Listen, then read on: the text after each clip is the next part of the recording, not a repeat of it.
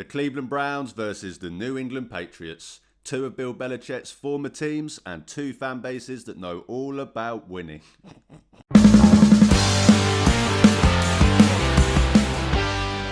Hey guys, welcome back to my channel, or if you are new here, then please do me a favour and hit that subscribe button. So, the Cleveland Browns coming off their biggest win of the season, not just biggest win in terms of points put up, but in terms of, the scoreline, the only game they've blown out a team in quite a while, shall we say. Quite a foreign feeling for a lot of us Browns fans last week. Looking to continue that feeling this week. Might be slightly more difficult as we travel to Foxborough to take on the 5-2 New England Patriots. The New England Patriots, obviously, after going through a few years of, not winning the Super Bowl, shall we say, their fan base has already, forgotten what losing feels like, and they are straight back to winning ways as they have been the previous 2 decades. When you go from Tom Brady and, the worst thing you get in between that is Mac Jones, and then like 4 years later you get Drake May. Quite a luxury, shall we say, for New England fans, a luxury that us Browns fans have not been had the pleasure to enjoy for a very long time. We've not even found one of those guys, let alone had 2 of them in such quick succession. And that is because Drake May truly is, one of the better young quarterbacks in the league right now. He is taking the lead by storm right now. We will get into all of that later. Talk about the matchups, the defense, the offense up against their defense, their offense, all of that good stuff. But first and foremost, I suppose, talk about the context of what a win here could mean for the Browns. The Browns are 2-5. Going into last week, I talked about it in the preview and even in the review. It was about as bad as it got for Browns fans, how the season would go. It's funny, I did a preview with a Patriots podcast last night, Patriots Touchback, go check that out. And they asked me how I felt about, where the Browns are this season. And I tried to explain it the best I could that, it's like a paradox because we're about where I expected us to be. When everyone saw these first 6 games, we knew, 2 and 4 out of that would be good for a team that is, doesn't know who their quarterback is at that time. Is clearly going through a transition, rebuild, whatever you want to call it, type year. These first 7 games, 6 games, that it was the most difficult stretch of the season and was expected that the Browns were going to lose some games in that stretch. I think the best case scenario, people would have had 3-4 after these 7 games. And as I said, the best case scenario. And the Browns are 2-5. So they're about where I expected them to be. But it's just felt dirty getting here because of just how bad some of the performances have been, how putrid the offense has been for most of the season, pretty much all the season, how bad some of these losses have been.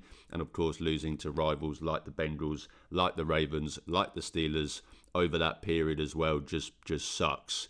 Losing games like you did against the Vikings, giving up an 80-yard touchdown drive to Carson Wentz, who I don't even know is going to play again this season with how his injury and how his play has gone. So, it's just been really disappointing. But, we get that win last week against Miami. We now go into this New England game with a chance to go 3-5 before the bye week. And, maybe at the start of the season, 3-5, whilst, as I said, expectations probably would have met. We would have probably assumed that didn't mean we were anywhere near a division challenge or a playoff challenge or anything like that. But just with how this season has gone, you look at the AFC North right now, the Browns are like 2.5 games out despite being 2-5. The Steelers seem to always lose quite a few games on the back end of a season. That's what they've done the last few years as they kind of stumble into the playoffs. The Bengals, obviously, if they can have a resurgence with Joe Flacco, I certainly wouldn't bet too much money on it, although they do have quite an easy stretch over the next few days. So, the Browns can get into the bye at 3-5. We're going to feel a lot better than we did 2 weeks ago when we were sat there at obviously 1-5 and the season looked pretty much ready to go. I say we. I'm sure there are some people that that want to play the tanking game and are just annoyed every time we win a game because that is one game further away from a Fernando Mendoza or whoever their favourite quarterback prospect is. So I do understand that, obviously, but I've made it known on here quite a lot of times. I'm not in the business of tanking. Not when you go into a season. Yes, if you're 2-10, 2-11 at 1 point later stage in the season, yes, I understand. Making decisions that aren't exactly conducive to winning, shall we say. I completely understand that, but I'm not. I've never been for going into a season intentionally trying to lose games, because I just think the culture that it builds is just too much to overcome, no matter what the reward at the end of it is. Other than the 0.01% chance that you get an Andrew Luck or you get a Joe Burrow. The Browns, you look at all the times that they have tanked. Yes, they got some good players. Of course, it led to a Myles Garrett, so I suppose that is a great argument against it. But they didn't come out of that with a winning culture, and all of these players, they came out of that with a losing culture that they're still trying to shake off. So I've never been a fan of that. I'm all for winning games in the NFL. The Browns can get to 3-5 going into this bye week. That will be massive, and will obviously give them a good boost. And you look at the game coming out of that bye, obviously going up against the Jets, who might still be winless by that point, probably will be winless by that point. Pretty much, I said earlier, I'm not for tanking, but when you're 0-8 or 0-9, whatever they're going to be at that point, then what is the point of trying to win games? You might as well bottom out. So, that should be a very winnable game for the Browns coming out of the bye week, with a chance to go 4-5 if they obviously win this game against the Patriots. So this would be a massive momentum shifter. I say all of that to say this, it would be a momentum shifter on the season. It would provide a lot more, obviously, joy, shall we say. It would provide a lot more promise for this team going forward over this, as the stretch gets slightly easier for the rest of the season. So winning this game would be massive. Losing it, obviously falling to 2-6, going into your bye, you feel a lot worse about how the season has gone. So do the Browns have a chance to win this game? They're going up against the 5-2 Patriots team. Patriots have looked good this season. As I mentioned earlier, Drake May being the highlight of their season. But you look at their wins, the Miami Dolphins, obviously we all know what they are this season. The Panthers, they've been frisky, but still the Panthers. The Bills, their best win of the season, but since then that win has looked less and less good with the performances we've seen from the Bills, the Saints, and then obviously the Tennessee Titans. So don't get me wrong, they've beat up on the bad teams. That's what a Mike Vrabel team is going to do. Mike Vrabel coach team is going to do the little things right. They're not going to make the mistake, shall we say, that other teams make, because he is going to drill them so hard on that stuff. So, they've won all the games that they were expected to win. But, other than that Bills game, it's hard to pick out too many signature wins from their season so far. That's not to say that they're a worse team than the Cleveland Browns. Of course not. Your record speaks for itself. They're 5-2 and we're 2-5. They've been far better than the Browns this season. They've been far better offensively than the Browns this season. They've only scored less than 17 points twice this season, and we've only scored over 17 points once this season. So obviously there is a stark contrast between the two teams. But as I said, the Browns' defense is that good. It will keep them in any game, and if they can keep them in this game, most of their wins, again, as I said, other than that Bills game, pretty much came in blowouts. That Bills game was the one kind of close win that they pulled out. So if you can get them in a close game, in this game, and the Browns defense to give the Browns offense the opportunity and the opportunities that they did in the last week, there's no reason to say that the Browns can't win this game. Don't get me wrong, this isn't a layup like some people have been trying to make it out. I saw ESPN Cleveland talking about how if Dylan Gabriel plays bad in this game, or not even plays bad in this game, but if Dylan Gabriel doesn't light this game up because of how it's a layup and how this is an easy team we're going up against. This is the 5-2 New England Patriots we're going up against. This is one of the best run defenses in the NFL we're going up against. This is one of the best young quarterbacks in the NFL that we're going up against. This is by no means a layup. They should be favoured to win this game, the New England Patriots. Obviously are favoured to win this game, with it being in Foxborough as well. So, this is not a layup. This is a very tough match for the Browns, but it's not an impossible matchup for the Browns. No game is impossible. I'm I'm always going to have that belief. I went into that 49ers game a few years ago. Yes, was part of it delusion, probably. But saying how we can win that game, and we went and beat the 49ers 5-0 with PJ Walker. So, no game is impossible in the NFL. But I don't think this is, as daunting as a prospect as you maybe would have thought going up against a 5-2 team that has looked as good in some areas that the Patriots have. So let's explore, obviously, those areas and where hopefully the Browns can try and exploit them, and where obviously the Browns are going to have to be on their A game, etc. So, I mentioned that run defense. It is legit. They are third in the NFL in rushing yards given up, third in the NFL in rushing touchdowns given up, third in the NFL in yards per rush attempt given up. So this is one of the better rush defenses in the NFL. They have not allowed over a 50-yard rusher this year. No running back or no player has ran for over 50 yards on this team. Teams have done it as a team, but no individual player has done that. So Quinshon Judkins is, of course, gonna have a very tough day, shall we say, and obviously a tough thing to try and overcome, to be the first running back this season to crack over 50 yards, and obviously that will go a long way towards the Browns. But A, keeping this a close game, and B, having any chance of winning this game. Their run defense is legit. That's going to be very tough for the Browns to obviously attack. What the Browns like to do, they obviously rely on the run game. When you've got a rookie quarterback, you want the run game to help him out as much as you can. When you rely on play action and obviously the kind of scheme that the Browns run, you need that run game to be working. So that is going to be a crucial part of this game. Don't get me wrong, I'm not saying they need to go and rush for 250 yards on this Patriots team, but you need to, at the very least, make the run game a threat. You can't just allow them to basically just, all drop. They play a lot of zone as well. They play more zone than man. So if you just allow those guys to sit back there, let you pick up the 1-2 easy yards, but that's never going to obviously condone to get driving the ball down the field when you're not picking up any chunk plays. So if they can just sit back there, not be worried about any threat of your run game, keep those boxes a little bit lighter, have more guys in the back end, then it's going to just be even harder for the Browns to move the ball, because they're unable to run the ball, and then when they're trying to throw the ball, there's just more traffic back there to throw into. So the run game is going to be crucial. They need to, at least, as I said, at the bare minimum, make the run game a threat. Make New England think about the run game. Make New England be worried about Quinshon Judkins. Make New England be worried about Dylan Sampson and Jerome Ford behind him.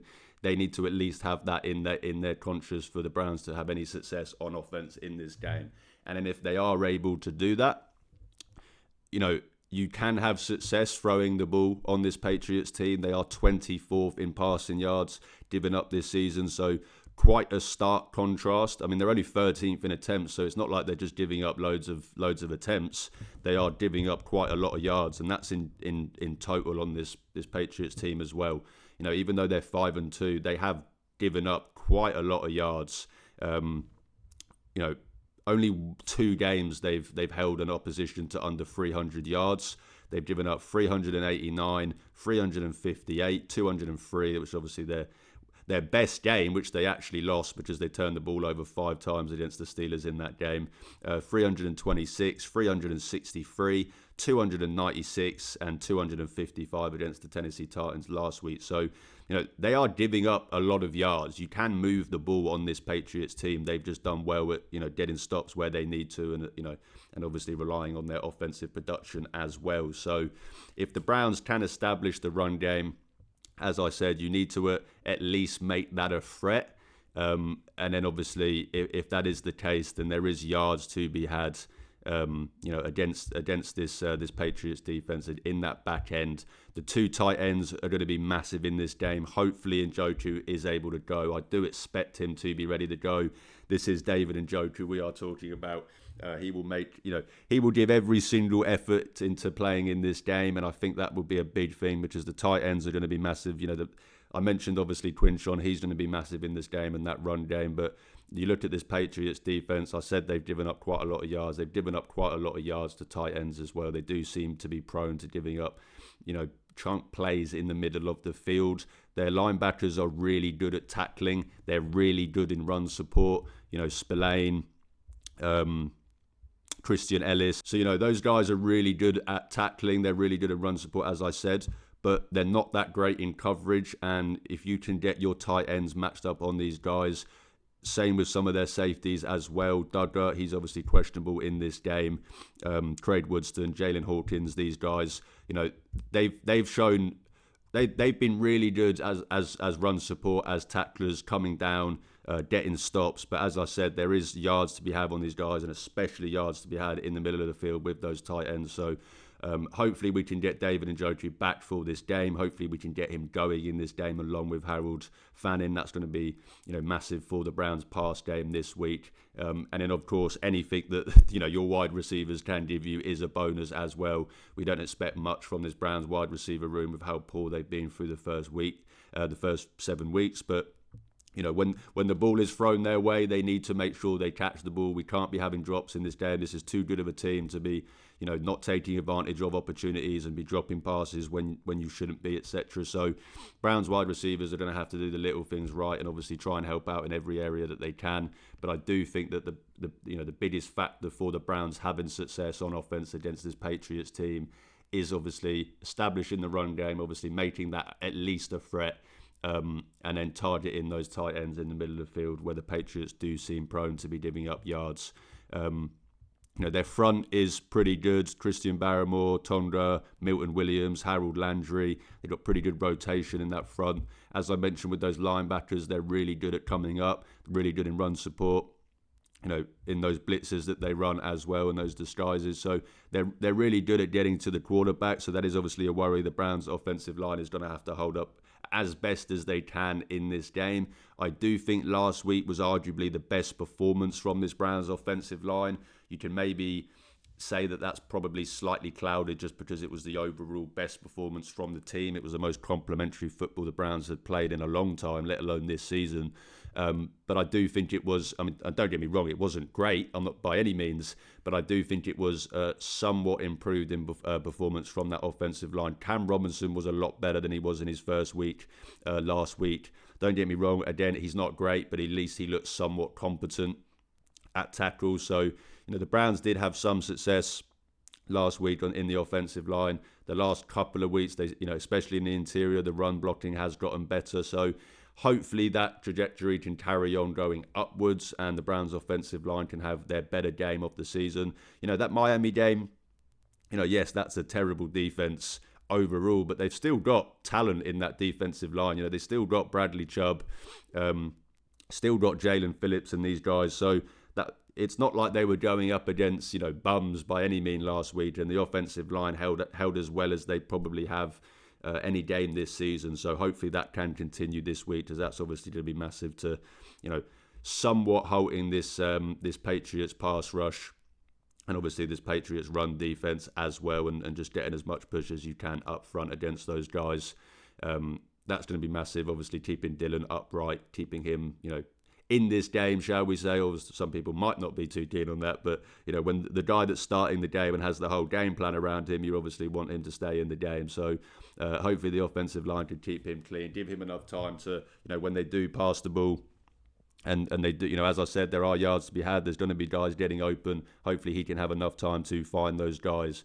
The weather looks like it's going to be better this week in Foxborough than it was in Cleveland last week. Obviously that first half was pretty much a hurricane. There was a lot of missed opportunities from Dylan last week. He left a lot of yards on the field. He probably left a touchdown on the field. But when you look at the weather conditions and add that context, yes, it doesn't justify it by any means, but it does provide some context.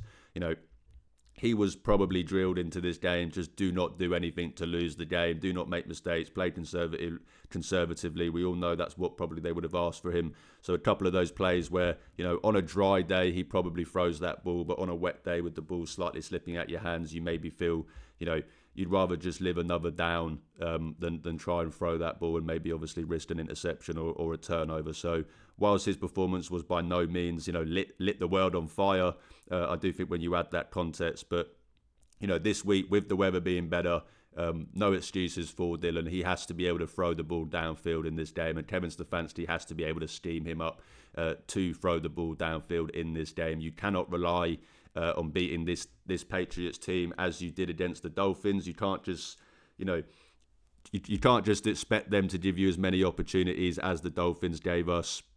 You are going to have to get yards in this game. You are going to have to, move the ball downfield. You can't just rely on the run game and short passes and screens, etc. So Kevin Stefanski and Dylan are going to have to both show that this week. They are obviously, Dylan's going to have to be willing to sling it when he sees it, and Kevin is going to have to obviously do the best job that he can of getting guys open and obviously steaming it up. So that's what I want to see this week. Obviously the run game is so important, as well as all of that stuff that I mentioned. But in order, I think, for the Browns to have success in this week, and in order for Dylan to, put a proper foot forward as the Browns starter going into the bye week and obviously past the bye week, he's going to have to start slinging it more and throwing the ball downfield. So that's, of course, what I want to see. But overall, as I said, with the offense, got to get the run game going, have to at least make that a threat for them. And then if that is the case, there are yards to be had on this team, 24th in passing yards. They've given up quite a lot of yards to tight ends. So hopefully David Njoku can play in this one. Big game from those two guys. And then Dylan, needs to move the ball downfield as best as he can. Before I get to the defense, I will quickly just do special teams. The special teams, even last week, don't get me wrong, I said it's the most complimentary performance they've had in a long time. It is. When your special teams, defense and offense all contribute with turnovers and touchdowns, it's hard to lose football games in the NFL. But that one performance doesn't justify how bad the special teams have been under Bubba Ventrone. Even last week, it just seems that every single return they give up 5-10 yards more than every other team. So they need to take that performance last week as motivation. Grant Delpit was special teams player of the week this week, which was odd, just purely for forcing that fumble, obviously. But congratulations to him, I suppose. But they need to use that as motivation and go have another good performance. They need to shore up on those returns more than anything. Better conditions. They made all their kicks in bad conditions last week. Corey was really good last week. So if they can carry on those performances this week, as I said, and then any turnovers created by the special team on top of that is just a cherry on top and is a bonus. But they need to just use last week's performance as motivation and play better than they have obviously the rest of the season before last week. And then moving on to what is the same every game, the most crucial part of the Browns having any chance of winning, and that is their defense. And that is because their defense is the star of the show. Their defense is the number one reason why they are in games. It's the number one reason why, the Ravens game is pretty much the only game that's been a true blowout, and even that wasn't the defense's fault. This defense is that good that they keep you in every single game, and that is no different in this game. If the Browns defense can have a performance like they did last week, obviously this is a much better offense, this is a better quarterback, but if they can have that kind of performance, then that's going to be the biggest factor in the Cleveland Browns winning this game. Let's start first and foremost with the return of Mike Hall. I am, of course, so excited for this. I'm sure every Browns fan is excited for this. Odd situation, obviously, with the IR stuff. I understood it at first because, you can't practice properly when you're on IR. You can't really practice at all. So I understood, even if he wasn't ready to go for a few weeks, not having him on IR so you could practice. But 7 weeks seemed a little bit ridiculous for that. But he's back now, put all of that behind us. I'm excited for Mike Hall to return to this defense. This defense should be excited for the return of Mike Hall. I am salivating at the thought of some of the rotations that the Browns can run out there with Myles Garrett, with Mason Graham, with Malik Collins, with Mike Hall, with Isaiah McGuire, with Alex Wright, all the guys in there. Some of those combinations that Schwartz is going to be running out there, I am salivating at the thought of. If we get a package this week with Malik Collins, Mason Graham, Mike Hall, and Myles Garrett, I generally think I might fall off my sofa in excitement. So that is a massive, obviously, bonus for the Browns defense this week. Getting Mike Hall back in the interior of that defense. This Browns interior is now terrifying. Mason Graham, Mike Hall, two young guys that can get after the passer. Obviously, Mason Graham, as good as he is in run support as well. And then Malik Collins, who deserves so much praise. This is a guy that is the number one graded defensive tackle in football this year, I'm pretty sure. I know for sure that he has got the highest pass rush grade out of any interior defensive lineman in the NFL this season. He has been so good. Some people were scratching their heads a little bit at the 2-year, $20 million contract. I wish it was 3 years. I mean, he has been so good this year. I'm so happy this wasn't a 1-year deal. This is a 2-year deal because, we all kind of thought this was going to be a transition year anyway. If this great year that you got at Malik Collins was only for this 1 year, where let's be honest, you're not expecting to win that many games, then that would have been disappointing. So hopefully next year, when if the Browns sort out the quarterback position or whatever, and they can maybe mount a bit more of a challenge going into that season, and you've still got Malik Collins, he has just been so good this year. So excited about the prospect of obviously adding Mike Hall to this defensive line, and the Browns are going to need it because I mentioned Drake May. He is so good. He has found his flow. He has found his state. He has found his command of this Patriots offense. And he's going out there every week and slinging it with the freedom that he is. This is a guy that was one of my favourite quarterback prospects of the last 5 years. It still annoys me every single day that the Cleveland Browns get the second overall pick the year after Caleb Williams, Jaden Daniels, and Drake May are all available in the draft. And Drake May was, 1A, 1B for me with Caleb Williams. One of the better quarterback prospects that I've seen, as I said, in the last 5 years, and he is starting to find, that production that matches the talent this year. The offensive line struggles that they've had the last few years, whilst they are still some struggles on that offensive line, are by no means as prevalent as they have been the last few years. They've definitely shored up that line a bit more. So, keeping Drake May upright behind that line, giving him time to use that arm, which is just, it's incredible, his arm. He can make every single throw on an NFL field. He has one of those type of arms. And obviously that is so dangerous for them.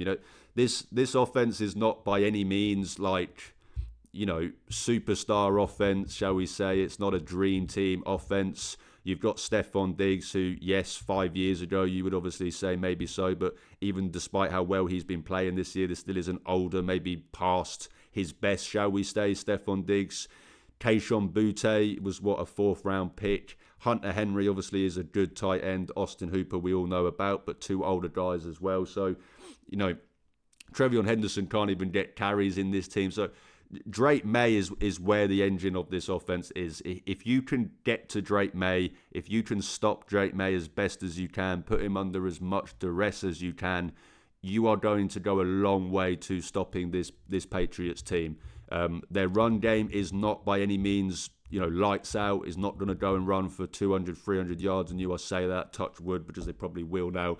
But as I said, it's Drake May, and then there's not too many guys that scare me on that offense. Do I end up biting my words on this, and one of these guys has a massive game? Probably. That's just always how it seems to be for me. But just looking at this Patriots team, Drake May is the biggest concern. And as I said, the Browns' defensive line is as good as any defensive line in football. Add Mike Hall to that defensive line. Hopefully they can put Drake May under as much pressure as they can. He is prone to taking sacks. Maybe some of those sacks aren't so much on the offensive line and more on Drake May, just as of how much he likes to extend plays. But he is prone to taking sacks. So if you can get sacks on Drake May, keep him on the floor, not upright, maybe throwing the ball downfield, that is going to go such a long way for this team. And as I said, is why the Browns defense is going to be the biggest part of the Browns' chances to win this game. Drake May is fantastic, but I think the Browns' defensive line is good enough to cause him, put him under duress and cause him pressure throughout this game, and that's going to go a long way. And then, obviously, doing that, those linebackers have to tackle. Those linebackers have to be sure in run support. They have to carry on playing as well as they have been. Carson Schwarzenegger, running out of words in the thesaurus to even talk about this guy. He's been so impressive. Devin Bush has been so impressive this year. Those safeties as well, especially in run support, they have been so impressive. You look at that safety room last week, I mean, my God, a sack, 2 interceptions, not the pick six, that was obviously on Tyson, but just I think, and obviously the turnover on special teams as well. So that safety room production last week was incredible. Hopefully they can get at least a half of that production this week against the Patriots. The back end obviously is going to have to hold up. As I said, Stephon Diggs is maybe a little bit past it, but he's still a very good route runner, still a very good wide receiver. Keishon Butte has been good the last few weeks and this season. So, the back end is of course going to have to hold up as well. But I do think the Browns defense can match up well against this team. As I said, if you can put Drake May under as much pressure as you can, yes, he is going to hit a couple of throws this game, I'm sure of it. The Browns defense, with as aggressive as they are prone to divvy up some of those chunk plays. So if Drake May does have 2.5, 3 seconds on one of those reps to target the ball downfield, I'm sure he's going to have a couple of those plays. But you look last week against the Dolphins, this was the biggest example of Jim Schwartz, switching up his game plan to what he usually does. The Browns that predominantly play man played more zone last week against Miami, a hell of a lot more zone. So, maybe Jim Schwartz can come with maybe not similar in terms of the actual production of what the scheme is, but similar in terms of the effect it can have on the opponent, as it did with the Dolphins, to scheme up a more, slightly different, maybe not quite as obviously aggressive, switch up some of those disguises, etc., to try and confuse Drake May. This is still a young quarterback, still a guy that hasn't seen that much football, going up against a defensive coordinator that's, twice his age, nearly old enough to be his granddad. So hopefully that experience can come through in this game with Jim Schwartz on defense, because as I said, that is going to be the biggest part of the Browns winning this game. So that's my thoughts on the matchups. Browns offense, got to get this run game going. We've got to at least make it a threat going up against one of the best rush defenses in the NFL.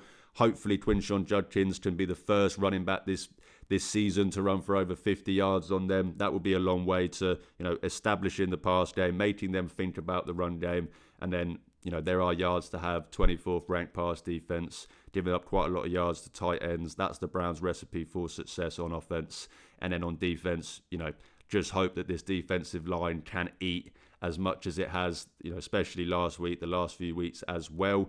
Of course, the Browns defense, just to finish on the matchups, they do need to dispel the whole home away stuff, because it's not like a conspiracy, shall we say, at this point. The stats don't lie. They have been far, far better at home as a defense than they have been on the road. They do not seem to travel as well as they play at home.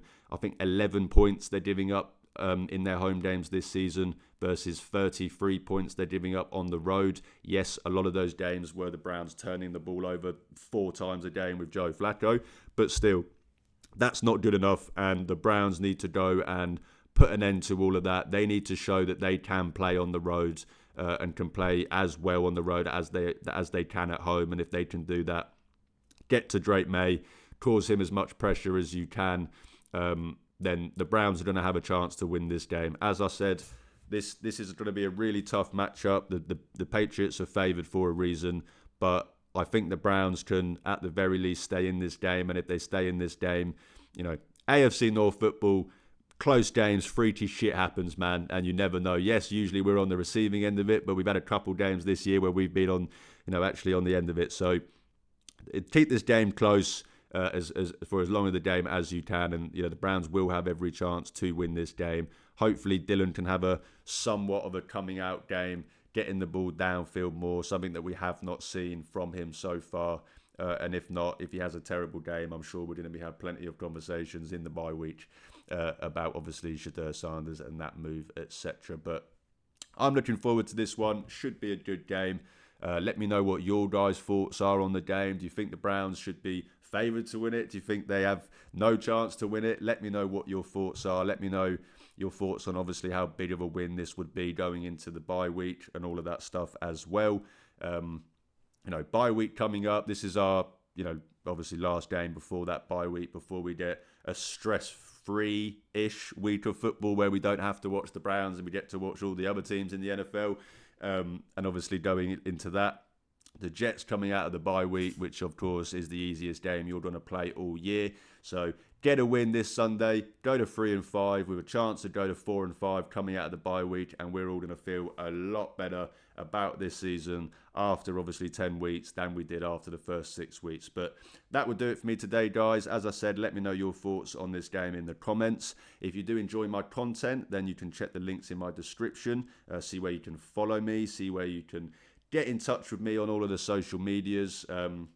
As I said, if you do enjoy the content, please drop this video a like, hit the subscribe button. All praise to the algorithm gods for putting these videos out to as many people as they can, as many Browns fans as they can. But as always, I'm trying to build a community of Cleveland Browns fans, and even if that means I only get to talk to one fan a day, I'm happy because I'm talking Browns football with the best fan base in the world. Thanks again for watching, guys. Have an amazing weekend. Enjoy this game as much as you can.